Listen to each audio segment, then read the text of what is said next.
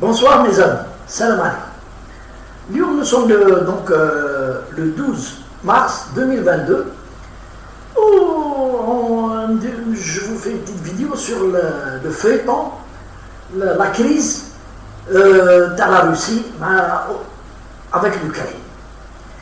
Et je ne parle pas de la guerre, de la stratégie de guerre, de tout ça. Je parle des dirigeants occidentaux. Depuis le début de l'offensive russe, Roma, les dirigeants, y compris les États-Unis, Roma Kadim, il a on dirait des gamins, des gosses. Gadim, ils jouent comme des gamins aux sanctions.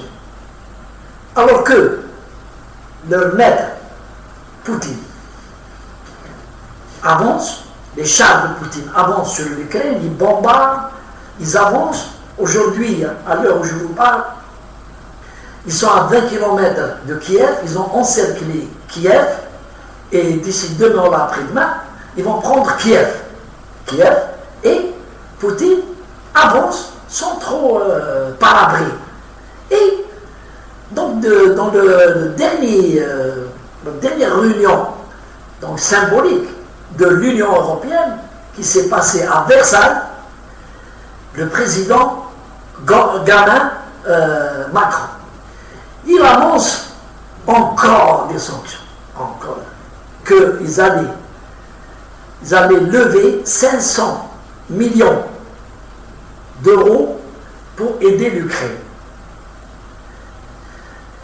À quoi serviront les 500 millions de l'Union européenne alors que l'Ukraine est en ruine aujourd'hui et va bientôt être prise par la Russie qui va installer un gouvernement pro-russe et l'argent servira bien sûr à reconstruire l'Ukraine et sans que donc Poutine démolit, c'est l'Union européenne qui reconstruit.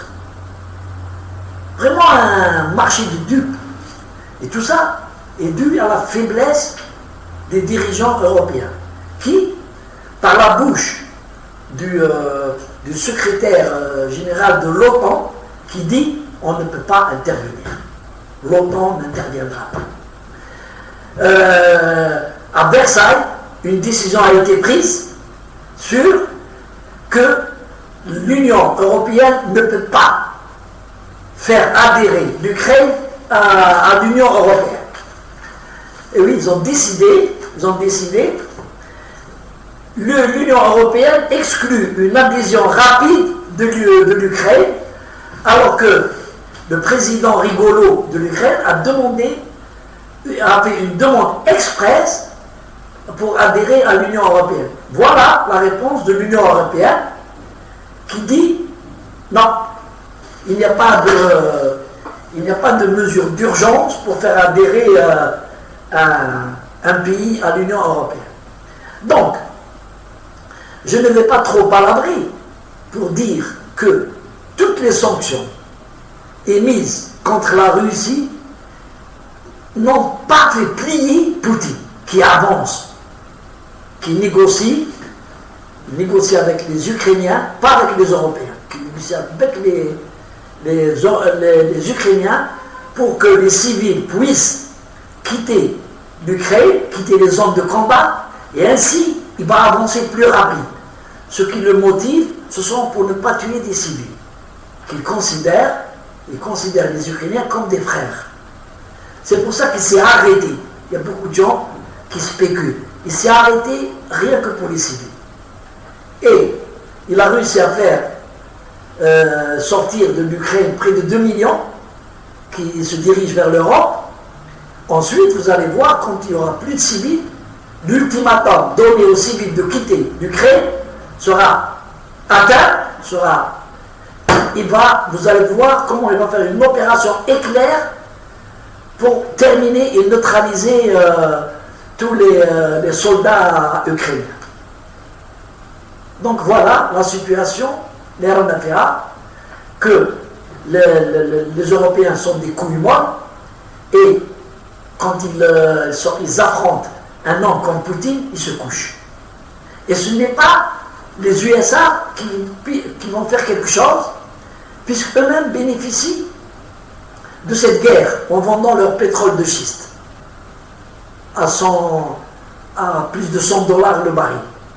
Alors que lui, sur le marché mondial, il coûte entre 55 et $60. Voilà la belle affaire. Et personne. Alors quand ils racontent des histoires, ils vont envoyer des armes, tout le monde, y compris les Européens, les citoyens, rigolent. Mais qu'est-ce qu'ils nous racontent, ces connards? Par où ils vont faire passer les armes? Par où?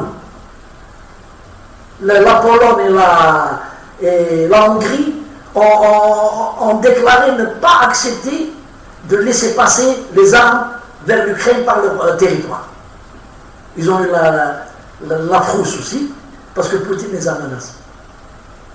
Donc, je vais vous laisser entendre un très grand, un éminent politologue et économiste, Charles Gave, quelqu'un de formidable.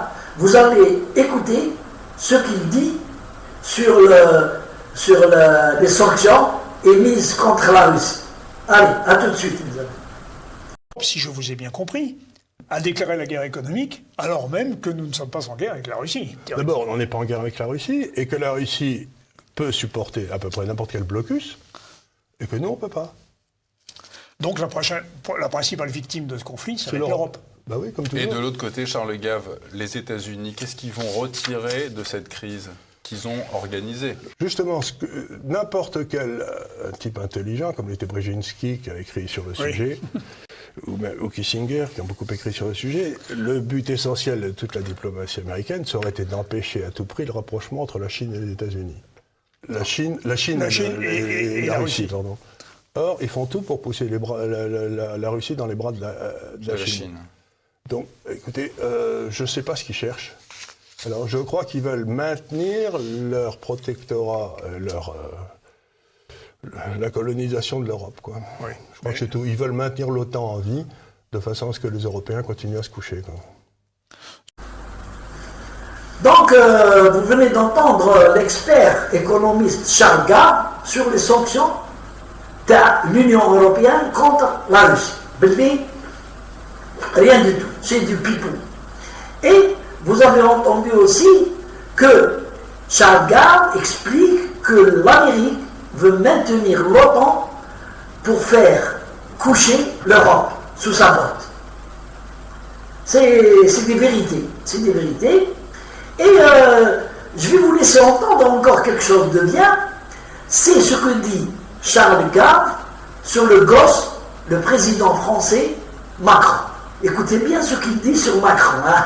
Allez, hop, salut. Il disait, quand vous êtes dans la diplomatie, il faut parler très doucement et porter une très grosse massue. Oui, big stick. Big stick. Porter une très grosse massue, parce que pour pouvoir taper sur la tête du gars, quoi. Et c'est ce que les Américains ont fait pendant très longtemps. Maintenant, M. Biden, il parle très très fort, et M. Macron... Mais il a un tout petit bâton. Et ils ont un cure-dent. Qu'est-ce que je veux dire? Donc, si vous voulez, ça me rappelle les déclarations faites par M. Macron sur la façon dont il allait pacifier les banlieues, quoi. Il n'y a pas 36 façons de pacifier les banlieues. Hein. C'est que vous envoyez des forces militaires, paramilitaires, n'importe quoi, pour ramener l'ordre dans ces endroits. Or, il ne l'a jamais fait. Donc, monsieur Macron pense que l'expression verbale suffit à l'exécution d'une politique.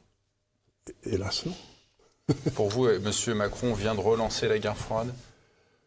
C'est pas une guerre froide. C'est une guerre qui est beaucoup plus compliquée que ça et à la fois beaucoup plus simple. Comment dire, j'ai écrit aussi il y a 5-6 ans une série de papiers sur, je vous en avais peut-être parlé ici, je sais plus, les hommes des arbres et les hommes des bateaux. Oui, bien sûr. Moi, les hommes des arbres, c'est ceux qui sont sous leur arbre, qui attendent que le truc tombe. Et puis ils sont contents. Les hommes des bateaux, ils coupent l'arbre, ils construisent des bateaux pour aller voir s'ils viennent d'un côté, pas mieux. Belle métaphore. Oui, et bien aujourd'hui, si vous voulez, c'est une lutte entre les hommes des arbres, dont le champion est Biden, et Poutine, et les hommes des bateaux, qui pensent que leur monde virtuel est la réalité. Mais c'est pas vrai. Vous avez un monde virtuel, un monde réel. Poutine est dans le monde réel et Macron est dans le monde virtuel. Et il pense que quand il a tué quelqu'un sur un jeu vidéo, il a fait un acte de courage. Mais non, c'est-à-dire qu'on retourne dans une période où la guerre redevient d'actualité. Parce que les hommes